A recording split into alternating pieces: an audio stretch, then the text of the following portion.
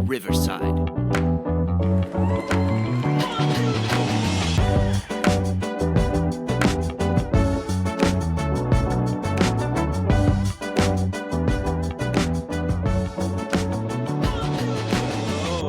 Back to the Sad Fan, where we talk about the good, the bad, and everything that made you sad. And again, we're coming off of a Kraken win, Wes. We're coming off of another Kraken win. And there's only one thing I can think of that made me sad, and that was a late hit on Jared McCann, the Kraken's leading goal scorer, by Kale Maker. Is it Maker or Maker? Makar. Makar? We don't know. We don't. Why does Makar sound like an evil character from a Disney movie? Right? In Cars. Like... No. In Cars, it sounds like that's Makar. That's something Mater would say. but like in like any other Disney movie, like the Grand Wizard Makar. Right. Jafar, there you go. Yeah, Jafar Makar. Jafar Makar. That might be what I'm doing there. That might be what I'm doing. But in this case, he really is evil. Yeah. The late hit on Jared McCann, I think some wouldn't think much of it, but then when you look at the repercussions, and he's being said to be out for multiple weeks due to that hit, which in the NHL is forever, right? Yeah, especially in playoff time. Yeah, that sucks. I mean, it was early on in the game, but they still got the dub.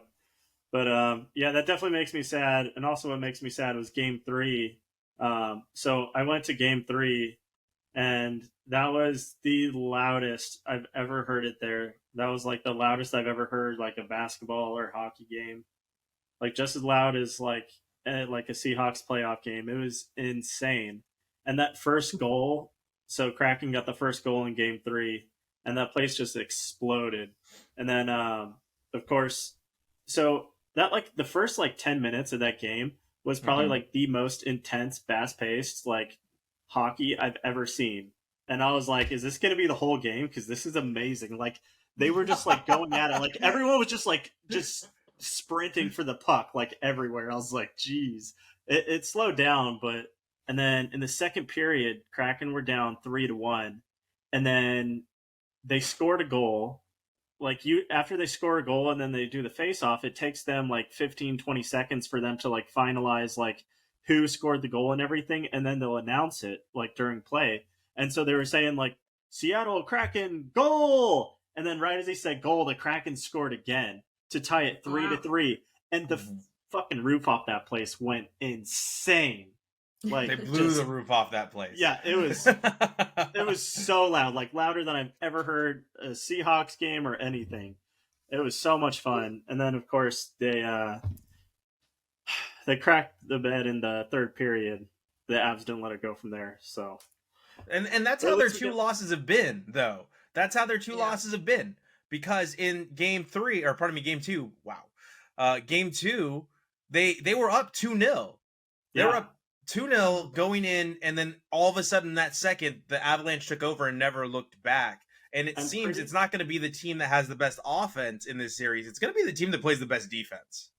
I'm pretty sure the Kraken have scored first every game in the series. I love the environment and the videos you sent out, because Climate Pledge Arena also, they tweeted out a bunch of videos, and that place looks like it's packed to the gills. It was a zoo in there, and they gave everyone like the like little light blue towels or whatever, and so just like 20,000 people just like waving their towels. It was cool. Yeah. And those the lower bowl is hollow. I remember you and I were talking about that when we sat in that lower bowl. So I'm sure people stomping on that's making all kinds of noise. Like you can actually hear it like. Yeah. It's funny because I actually got scolded because I was hitting the glass, and apparently you can't use a fist. You have to do it open-handed. Were you very well hydrated when you were doing it, Wes? What's that? Were you very well hydrated while you were doing it? I was. But and then apparently you also can't after they scored, I was like kind of like pushing the glass, and then he was like, "No, you have to hit it. You can't can't like shove it. And I was like, shut up. I was like, these guys are like 200 pounds and they're getting thrown into the glass and it's fine. My little weak hands aren't going to do crap. My Shut little weak hands. My little frail hands. This isn't even my strong My little hand. Donald Trump hands aren't going to break the glass. This isn't even my strong hand. I was like, you guys aren't fun. Yeah, but you were just having a good time. I think everybody was. I love that environment in Seattle. I can't wait till Chelsea gets to go to a game there because that environment in that stadium, it's so much fun. It's like, it's intoxicating. I don't know if you remember, Wes, but at one of the, like, we went to one of their very first games, like at the in their first season, and I yelled out "Flying V," right? And then like from across the stadium a little bit later in the game, somebody yells out, "Do a Flying V," and I yelled out, "Hey bro, I already made that joke," and all you hear come back was, "I know."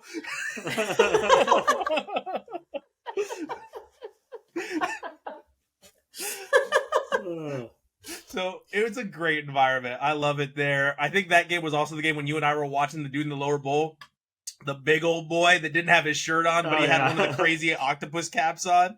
Right.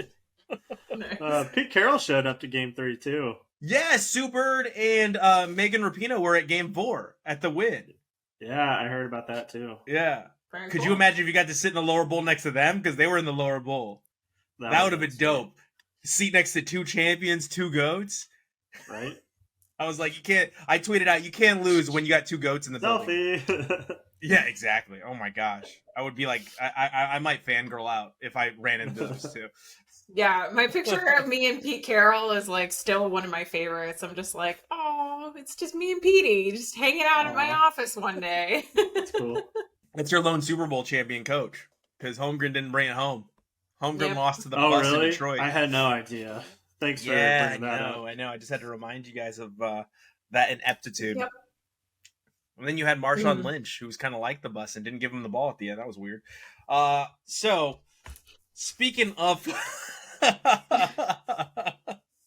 It's still your reaction is still. We can cut the show. I think that's good. Wes's reaction is still better than the reaction of the guy that broke his television over not giving the ball to Marshawn Lynch. Remember that video that went viral? Yeah. And the guy runs. How do you not give Marshawn Lynch the ball?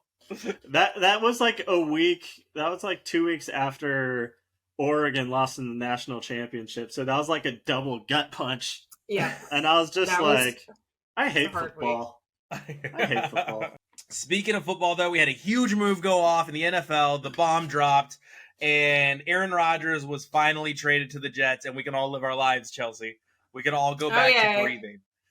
Oh, yeah. We can turn the lights on now. Like, we're done with our darkness retreat. We can just move on from that. But, I mean, my question, though, is like, why is this a pattern? Like, why do the Packers keep sending their dried out, washed out old quarterbacks to the Jets? Because they hate their quarterback. No matter how dried or washed out they are, they're still better than playing for the New York Jets. This is true. This is true. Well, I mean, Meadowlands went to is gross. the Vikings. What's that? Favre went to the Vikings, though. Nope, But he went to where the was he Jets before first. that? Yeah, he went to the Jets first, played for Eric Mangini, and then went to the Vikings after.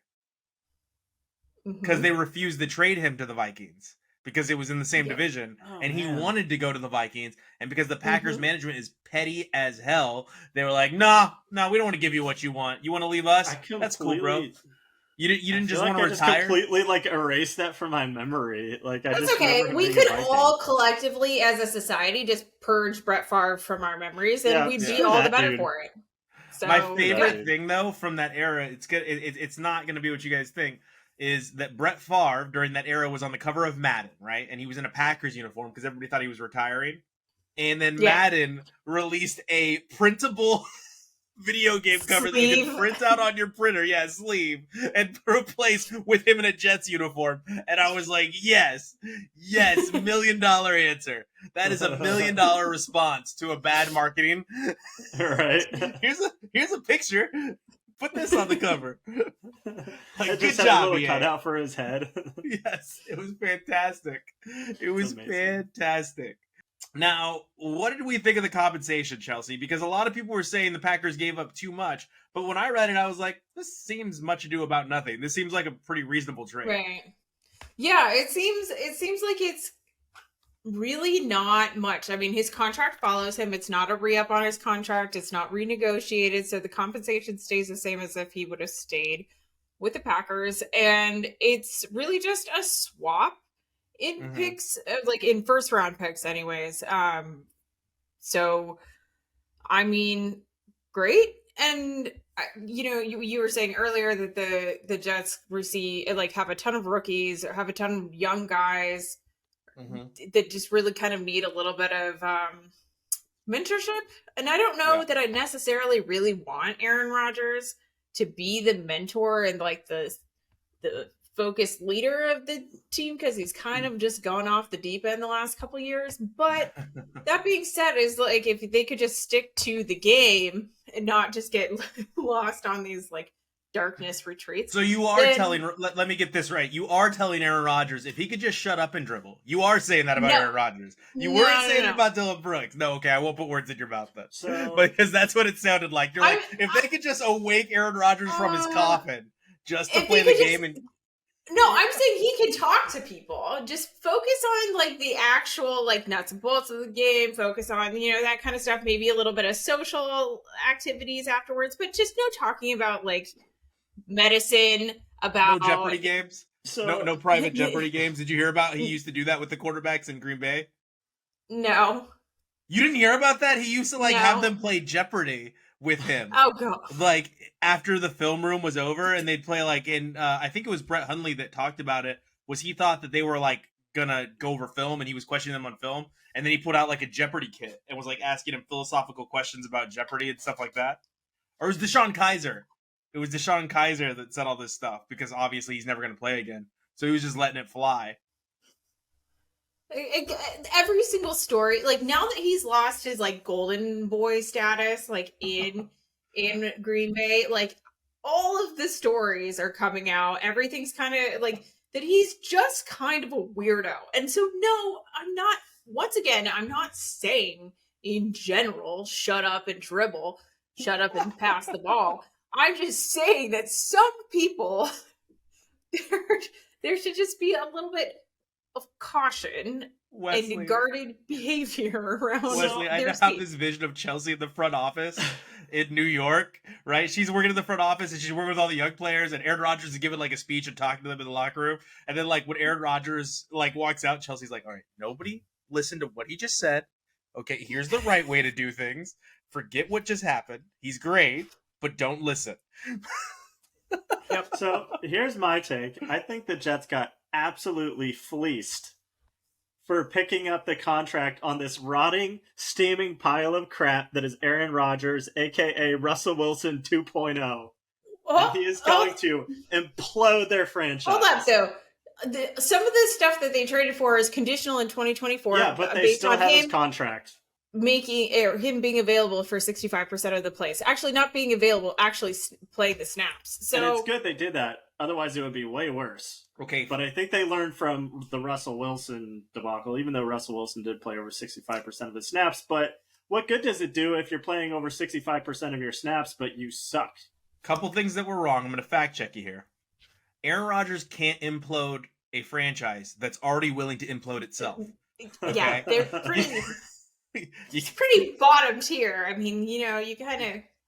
When you have a descriptive word that's jetsing, the Jets are jetsing, like, you're good. You don't need anyone to make you worse. All right? When your ownership... Jets.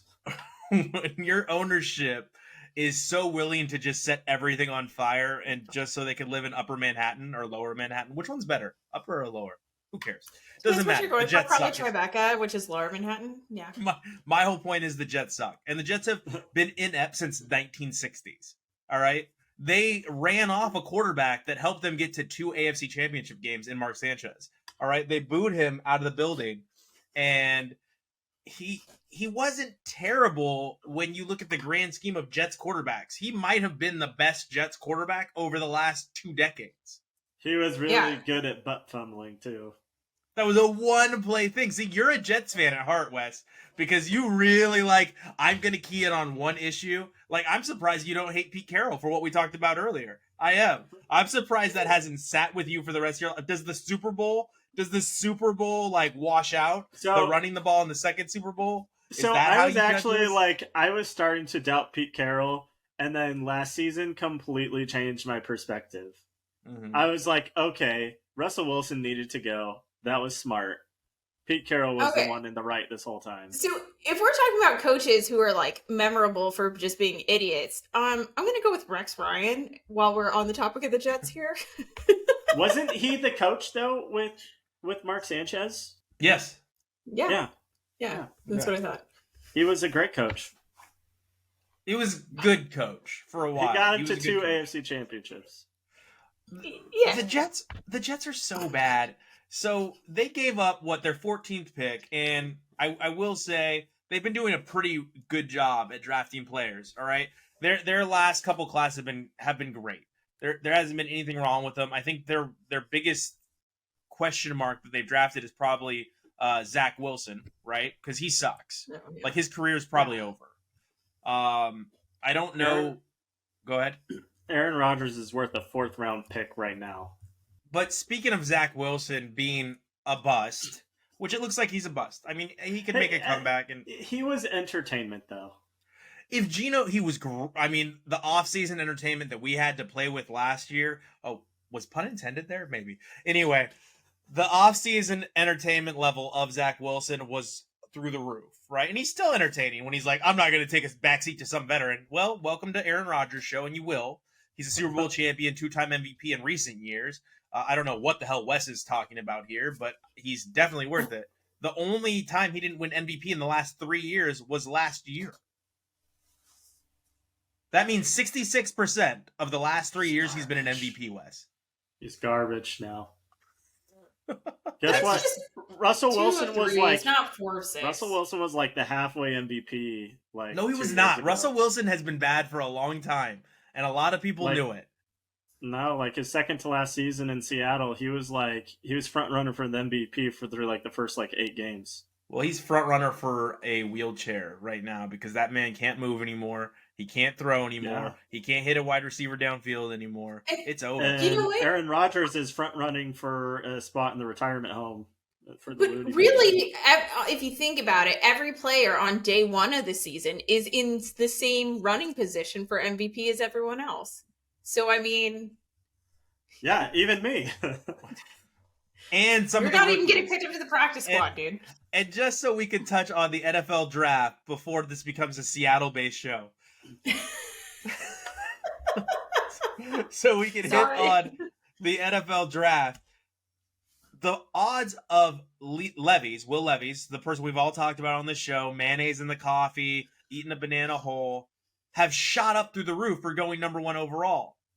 And I thought it was a consensus that the Panthers traded up to get Bryce Young. I thought we all agreed Panthers are trading up to get Bryce Young. He's going to be a transcendent quarterback. I personally believe this is the 2011 draft class for quarterbacks. I think we've got a Jake Locker. I think we've got a Christian Ponder. I think we've got a Blaine Gabbert in here somewhere. I think this is going to be a bad class for quarterbacks. I think we're hyping it up, and I think it's not going to be good. I think we've raised all these quarterbacks' levels to where it shouldn't be. I don't think CJ Stroud is going to be that great. I think the best thing that can happen to CJ Stroud is he drops to a team that lets him sit on the bench. So that way in a couple of years he can prove me wrong. And I've totally forgotten about this take. And so has the rest of the world.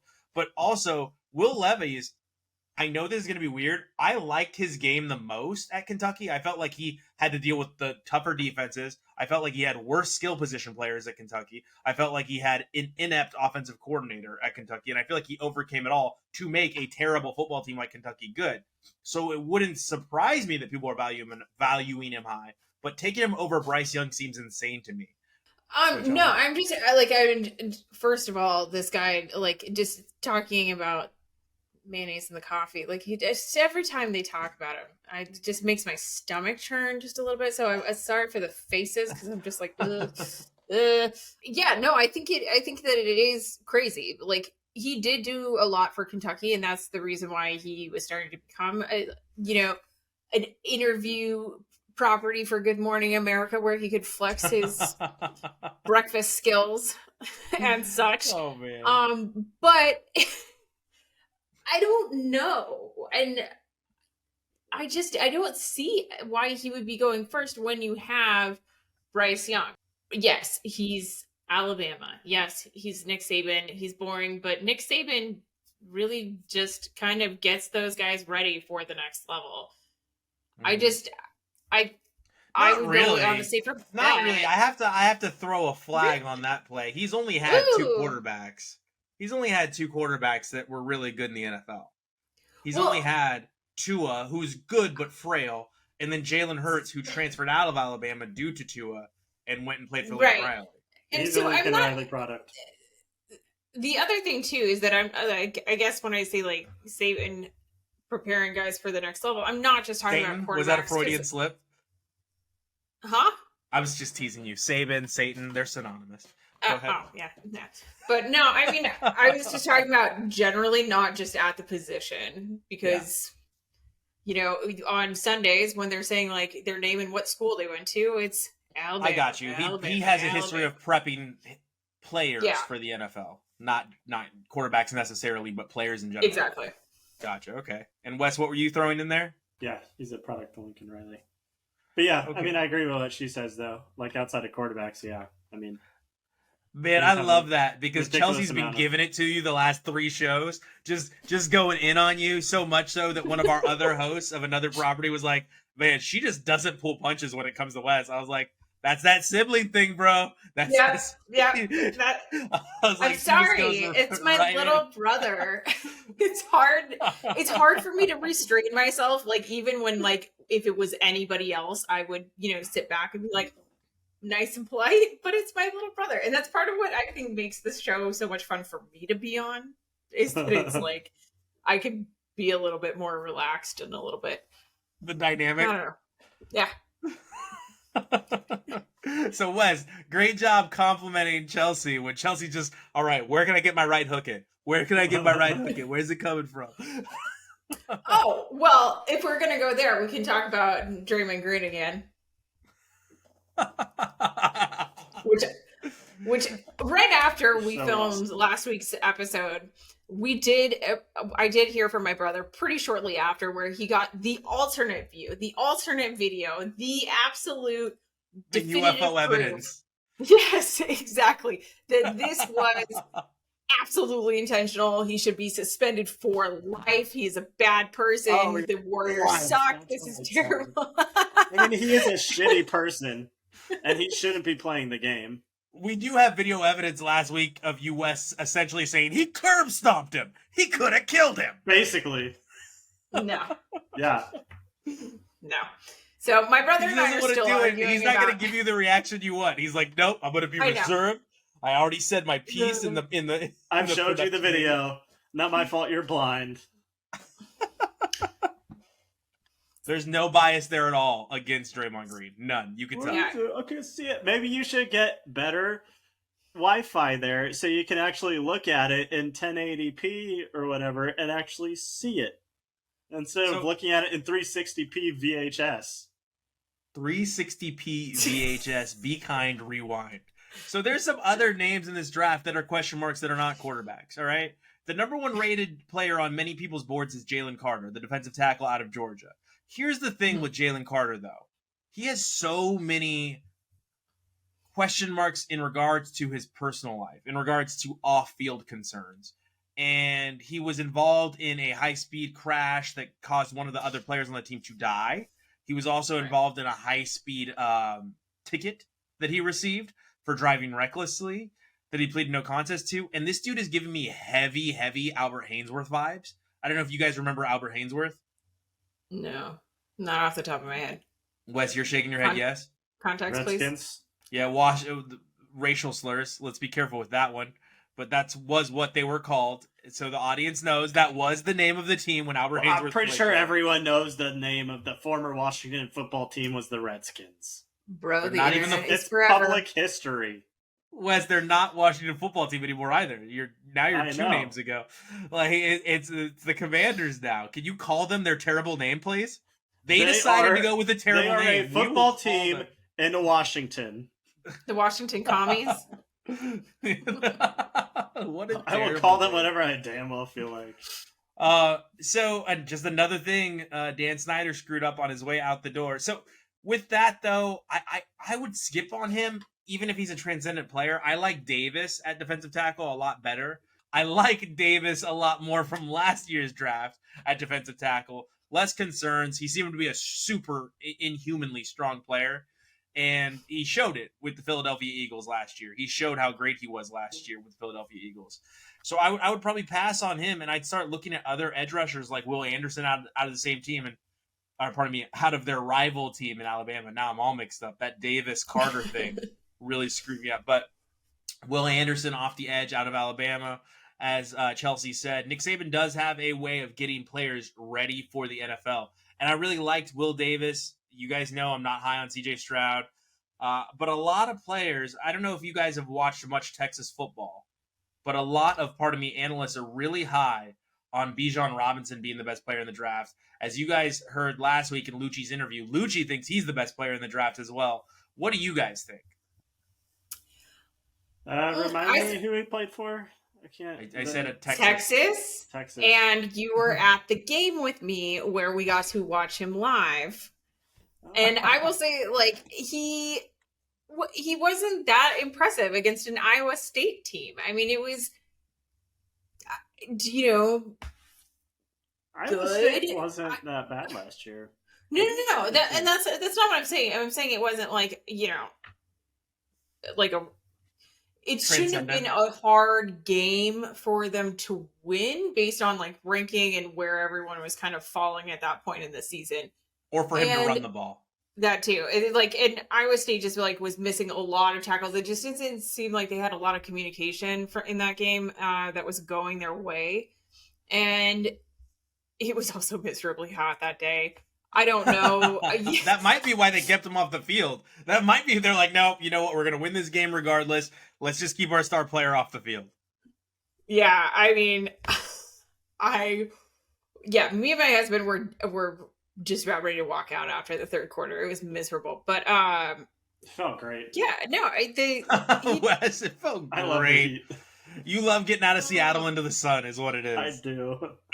No, not that humid heat. But anyways, what I was going to say was like it's really surprising for me to hear his name come up as like his draft ranking star is rising, because I'm like, I didn't really see that much that would be like, oh wow, like he's obviously like the top of the first round draft. But I mean, again, I haven't watched too much of his film tape because as far as football season goes, my time is limited, and I usually go for Pac-12 after dark. That's more my speed.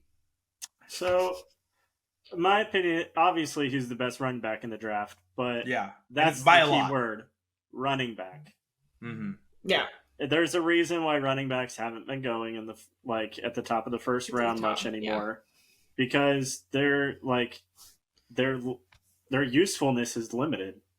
Mm-hmm. In terms of, I mean, like it's becoming a more predominant passing league, and their career spans just aren't as long. Well, I don't think that Ezekiel Elliott contract worked out for Dallas. Do you? I felt like he immediately became a worse player after he signed that contract.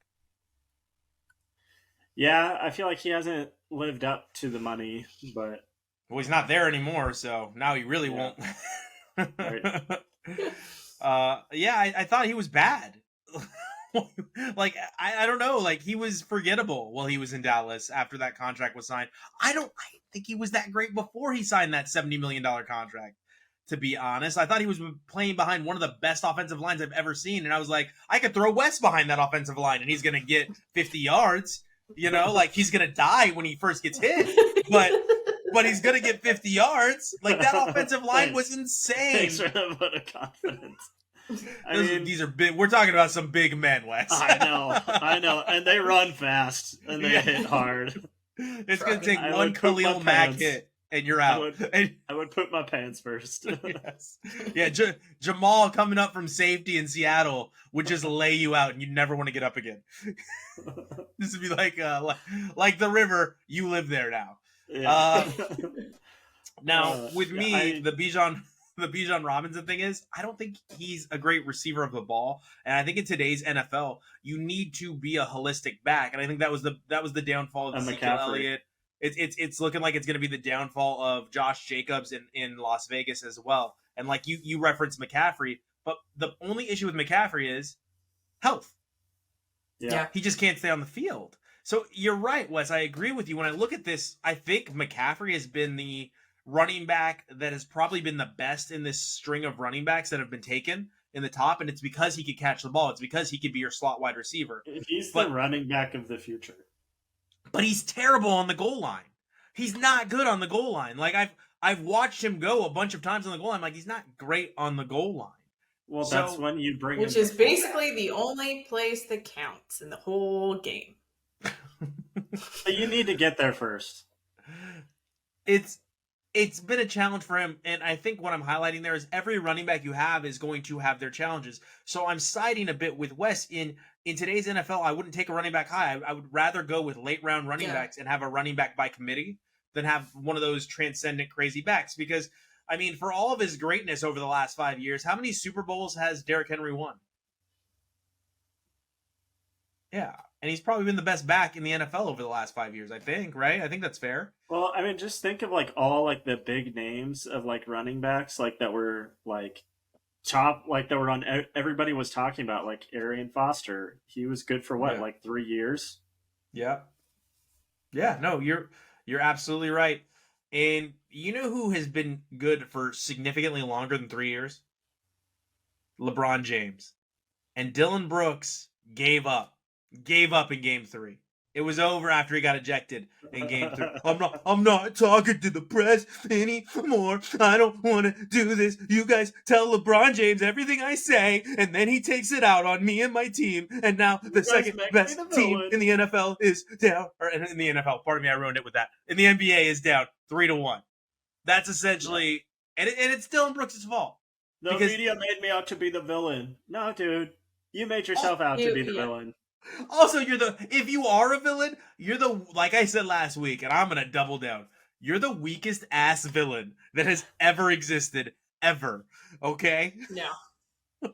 Yeah, no, I mean, if you're going to be the bad boy of the league or like whatever, you gotta own it. Otherwise it comes off as like just the most inauthentic, pathetic, weird act, and everyone can see right through it, and everyone's calling him out on his bull crap. They're playing back his own videos of him speaking. It's not like this is taken out of context. There's no ellipses in the quotes that I'm reading, from decent journalists. It's just the straight quote. So he's full of garbage. And yes, he went to Oregon, but no, he's not my man. Like, the streets can have him. I'm not doing it. He's like a putty from Mighty Morphin Power Rangers.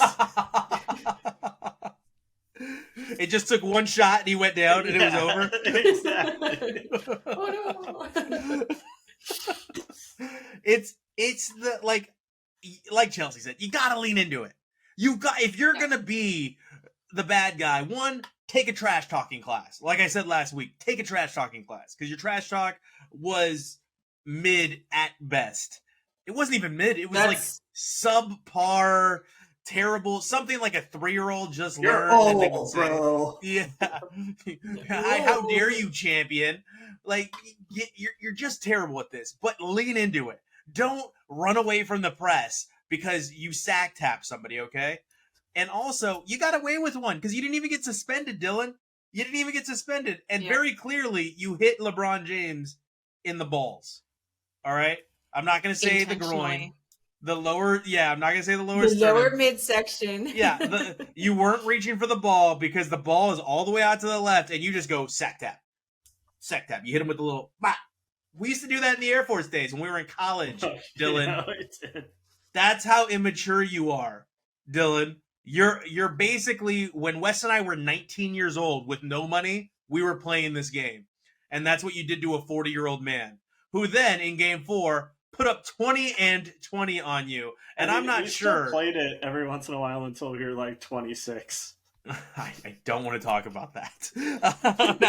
Now, blame Josh. Embarrassing. I blame Josh. He brought it back. Now, when Dylan Brooks was going through the I don't care he's old, he also said, unless you come in my house and put 40 on me, I ain't gonna respect you. And then, like I said, in game 4, LeBron James put up a 20 and 20 game. You know what it was? It was his first 20 and 20 game. And I think LeBron James is just petty enough and has done this throughout his career where he'll send some subliminal messages, right? Like, hey, I could put 20 on you any night I want to, or put 40 on you any night I want to on points. Any night I want to take over, I can put 40 on you, but that's not what's best for the team. So I'm going to send you a subliminal message by putting up 40 on you, but not the way you expect. I'm going to grab 20 boards, and I'm going to score 20 points. And oddly enough, I'm not going to grab another board, and I'm not going to score another point. I'm just going to let it sit at 40. What do you guys think of that theory? I am going to buy it. I will buy what you're selling, but I'm not fully in it. But I am. He has done some stuff like this before, and it is really part of his mental game. Like, I could see him just kind of thinking about it, like the opportunities aren't there, for him to fully score that night, or someone else is on fire. Like, okay, I'm gonna backseat drive this one. I'm just gonna get all the boards, like dish them out, make sure that everyone gets their fair shots. I think it was beautiful. And if it really was planned, yep, masterclass. No notes. So cerebral. I love it. I think we're having a great NBA playoffs. The Warriors play tonight. We're having a great NHL playoffs. The Kraken play tonight. And it's going to be glorious. For you guys, sorry, it's tomorrow. For you guys, sorry, it's tomorrow. I live in a different country. Let's check scores. I live in a different country. But I like to end the show with something positive, as you guys know all the time. Congratulations to Pablo Banchero for winning a Rookie of the Year for a team that no one cares about in the Orlando Magic. I'm not even sure if fans still go to the games. I think that stadium is filled by Disney giving out tickets to their employees. Now, we also had Team USA, and I want to root them on going into the World Cup because they're starting to release their final roster cuts. And of course, as we all know, sadly, Mallory Swanson is not on it because of her torn patellar tendon. She was the best player by far through qualifications. She crushed it in the She Believes Cup, and then we had this terrible injury happen. So I'm not going to pull out on USA being one of the favorites to win the World Cup. They may not be the favorite anymore, but I want to cheer on Alex Morgan. I want to see Alex Morgan in her last ride do something with this, and I want to see Trinity Rodman do something with this. How do you guys feel about Team USA going into this year's World Cup? They're the only favorite in my book. America. I bleed red, white, and blue, okay? I'm not rooting for another team. Or picking another team. I didn't say rooting for another team. I'm not even going to consider another team might win. They don't exist. The Japanese, I definitely start rooting for other teams. No. Okay. I definitely start picking, like, once my team is out of whatever contest it may be, I go for the next team, and then the next team, and then the next team, depending on how far out my team went. But really, honestly, like, I hope that the U.S. goes far in the tournament. I hope that they do wonderful things. I hope that they give games that they're completely proud of after the fact, whether they win, lose, or draw. I mean, I think it's still an amazing experience for all of them to be playing at this level, and they should just take the opportunity and enjoy it. And hopefully they come home with a win. But if they don't, I'll find someone else to cheer for. I think it's the last ride for a lot of legends, and I'm very excited. Wes, you look like you had something to say. It's basically like the Harlem Globetrotters. All right, we know they're going to win. This is just all a show to, like, showcase the U.S., and we're going to win. I don't know if the World Cup is a show to showcase the U.S., but this is a show to showcase comments like that, Wes. And I appreciate you for bringing that every single episode. I have to cut out some because some are a little controversial. But I also want to thank all of you for joining us each and every single week. Last week was great. I really appreciate it. This week, we will be watching the NFL draft. I have to see the logistics of doing it live, but we'll see. We'll see, maybe. There's a maybe there. We'll see. Outside of that, you can reach us at the TheSadFan Cast on Twitter. You can reach me at TheSadFan12, and you can also reach us at TheSadFan on Instagram. Follow us on YouTube. Don't forget to subscribe, rate, and review at the TheSadFan Podcast Network. As always, thank you for watching.